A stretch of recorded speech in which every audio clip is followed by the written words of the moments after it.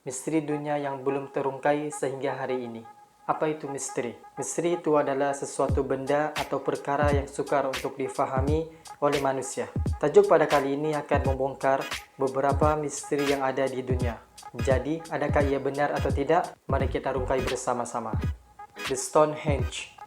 Stonehenge merupakan tempat yang terkenal di dunia kerana terdapat batu-batuan yang unik didirikan. Disebabkan Stonehenge menjadi misteri, ramai ahli arkeologi datang untuk membuat kajian. Setelah membuat kajian, maka timbullah pelbagai teori dan cerita-cerita mitos mengenai tempat ini. Contohnya, Stonehenge merupakan tempat penyihir Merlin. Merlin merupakan ahli sihir yang terkenal di dunia.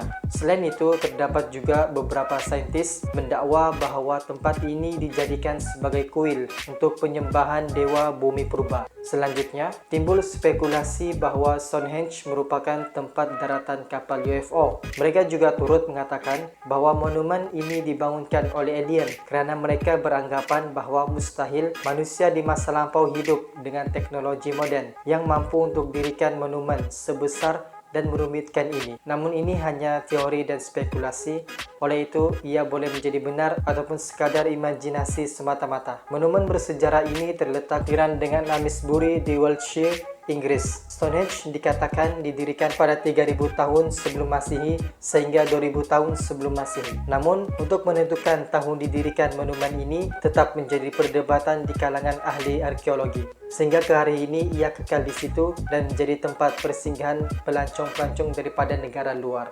The Loch Ness Monster. Loch Ness Monster merupakan haiwan prasejarah. Ada yang mengatakan ia adalah mitos dan cerita rekaan semata-mata. Loch Ness Monster ini dikatakan mendiami tasik Ness di Scotland. Panjang tasik ini 37 km dan lebar tasik ini 200 km dan kedalamannya 233 meter. Loch Ness merupakan dinosaur berkepala panjang dan hidup di dalam lautan. Dan Loch Ness juga seringkali ditemukan oleh beberapa individu. Antara penemuan raksasa ini ialah pada tahun 1725 di mana kumpulan tentera Inggris yang datang ke Scotland untuk membina jalan menuju ke bahagian selatan tasik. Ketika pembinaan dilakukan, mereka terdengar bunyi yang aneh di dalam air. Tidak lama kemudian, mereka ternampak 2 ekor raksasa sebesar saiz ikan paus yang menyeberangi tasik. Seterusnya, pada tahun 1933, sepasang suami isteri yang ketika itu tengah memandu terlihat Loch Ness sedang berjemur di tepi tasik. Pada tahun 1954 pula, sonar sebuah kapal nelayan mengesan imej seekor raksasa di tasik Loch Ness, namun ia hilang tidak lama kemudian. Pernah juga tular beberapa tangkapan gambar raksasa ini, antaranya yang diambil oleh seorang petani pada tahun 1933 yang bernama Hugh Gray. Namun ada kenyataan dari Museum British mengatakan gambar itu hanyalah sebuah batang kayu yang hanyut di tasik. Gambar ini pula diambil pada tahun 1972, namun tidak diketahui latar belakang pengambilnya. Kemungkinan ia adalah palsu ataupun tidak. Oleh itu, dengan adanya bukti-bukti di atas, adakah Loch Ness masih hidup sehingga hari ini ataupun tidak? Atau adakah ia hanya rekaan semata-mata agar pelancong datang ke kawasan itu? Jika anda mau tahu lebih lanjut, boleh buat kajian sendiri. The Lost of Atlantic. Atlantis merupakan satu kepulauan legenda yang menimbulkan pelbagai teori dan pendapat oleh ramai sarjana.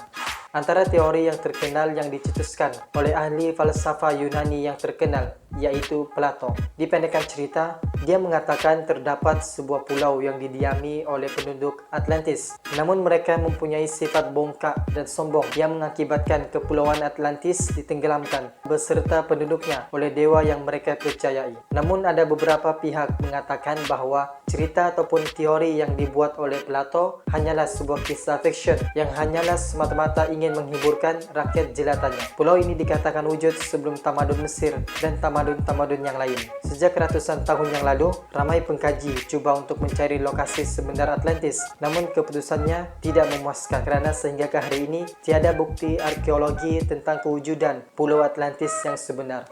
Esder Island. Pulau Esder terkenal disebabkan mempunyai patung 887 yang menakjubkan. Ia dipanggil sebagai Moai Moai disusun menghadap ke arah laut kerana mereka beranggapan bahawa Moai dapat melindungi pulau tersebut daripada ancaman bahaya. Pulau ini terletak di wilayah Esder Island di wilayah Chell. Dengan adanya patung ini, ia menunjukkan kehebatan penduduk asal Pulau Esder. Asal-usul penduduk ini di mana pelaut Polinesia yang dikenali sebagai bangsa Rapa Nui menjumpai pulau ini dan mendirikan rumah serta membentuk beberapa puak berasingan.